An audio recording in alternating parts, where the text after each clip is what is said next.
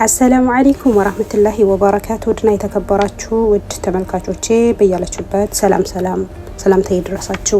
እንዴት ናችሁልኝ? እኔ ጋር አለሁ አልሐምዱሊላህ። ሰሞኑ ካቀረብኩት ትረካ አብዱላህ ኢብኑ ሁዛፋ አሰኽመይ ክፍል 2 ይዤላችሁ ቀርብ ያለው ተከታተሉኝ። ቀጣዩ ክፍል አብዱላህ ይላል፣ ይህ ደብዳቤ እንደደረሰ ካንተ ጋር ያለ ማንኛውም ሰው እኔን ለማገልገል የሚገባቸውን ቃል ኪዳን እንደኔው ሆነ ተቀበል ይላል ደብዳቤው። ባዛን የሽዌሬህ ደብዳቤ እንዳነበበ ወዲያውኑ አሽቀንጥሮ ጥሎ ኢስላምን መቀበሉ ይፋ አደረገ። በየመን ከእርሱ ጋር የነበሩት ፈርሳውያንም ሙስሊም ሆኑ። ይህ እንግዲህ አብዱላህ ኢብኑ ሁዛፋ ረዲየላሁ አንሁ ከፋርሱ ንጉስ ጋር ያደረገው ግንኙነት ታሪክ ነው። በቤዛንታይኑ ገዥ ጋር ደግሞ የተናገረው በዑመር ኢብኑ አልኸጣብ ረዲየላሁ አንሁ ኸሊፋዊ አስተዳደር ወቅት ነበር። ይህም ቢሆን በጣም አስደናቂ ታሪክ ነው። ከሂጅራ በኋላ በ19ኛው ዓመት ዑመር ጨቋኙና የኢስላም ነጻነት የነፈገው ቤዛንታይንን ለመውጋት አንድ የጦር ሰራዊት ላኩ። ከሰራዊቱ መሃል አብዱላህ ኢብኑ ሁዛፋ ነበረበት። የሙስሊሞች ጦር ኃይል መንቀሳቀስ ወሬ ለቤዛንታይን አጼ ደረሰ። ቀደም ሲል ስለ እምነታቸው ጽናት እንዲሁም በአላህና በነቢዩ መንገድ ህይወታቸውን ለመሰዋት ስላላቸው ፈቃደኝነት ሰምቶ ነበር። ስለዚህም ወታደሮቹ በህይወት የሚይዙት የሙስሊሙ ምርኮኛ ካለ እንዲያመጡለት ትእዛዝ ሰጠ። አብዱላህ ኢብኑ ሁዛፋ በቤዛንታይኖቹ እጅ ምርኮኛ ሆኖ እንዲወድቅ አላህ በመፍቀዱ ተይዞ ከአጼው ፊት ቀረበ። አጼው አብዱላህን ለብዙ ጊዜ አተኩሮ ተመለከተው። ከዚያም በድንገት አንድ ሀሳብ አቀርብልሃለሁ አለው። ምንድነው ሲል አብዱላህ ጠየቀ። ክርስቲያን እንድትሆን እመክርሃለሁ። ይህ ካደረክ በነጻ ትለቀቃለህ። በሰላም በጥገኝነት የምትኖርበት ሁኔታም ይመቻችልሃል አለው። ንጉሱ ምርኮኛው ግን የሰጠው መልስ ቁጣ የተሞላበትና አንተ አድርግ የምትለኝን ነገር በመፈጸም ይልቅ 1000 ጊዜ ሞትን እመርጣለሁ የሚል ነበር። ደፋር ሰው መሆንህን ተረድቻለሁ። ሆኖም እኔ የምልህን እሺ ብለህ ከተቀበልክ ከስልጣን አካፍልሃለሁ። እኔ ረዳት ሆነህ እንደምትሰራም ቃል እገባልሃለሁ አለው።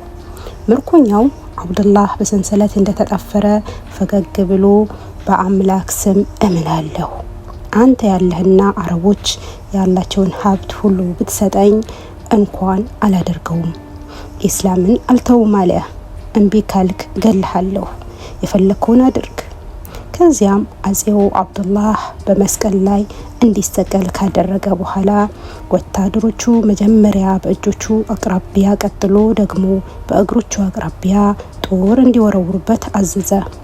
ይህን ሲያደርጉ ግን ክርስትና እንዲቀበል ወይም ቢያንስ ኢስላምን እንዲተው ከመወትወት ወደ ኋላ አላሉም።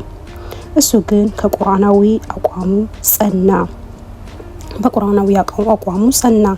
ከዚያም አጼው ከእንጨት መስቀሉ ላይ እንዲወርድ አስደርጎ ትልቅ ጋን እንዲቀርብለት ጠየቀ። ጋኑ ከባድ እሳት ላይ የተጣደ ዘይት የተሞላ ነበር።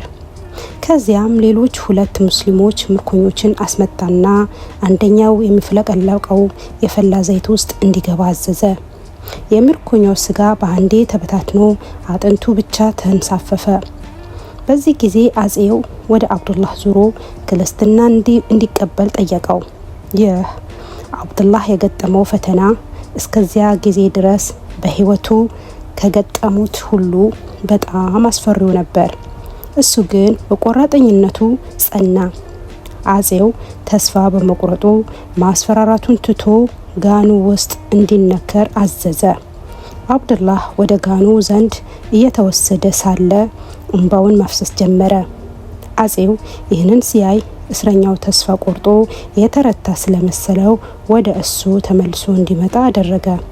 ክርስቲያን ቢሆን እንደሚሻለው ለአንዴና ለመጨረሻ ጊዜ ነገረው። አብዱላህ ግን እምቢ አለ።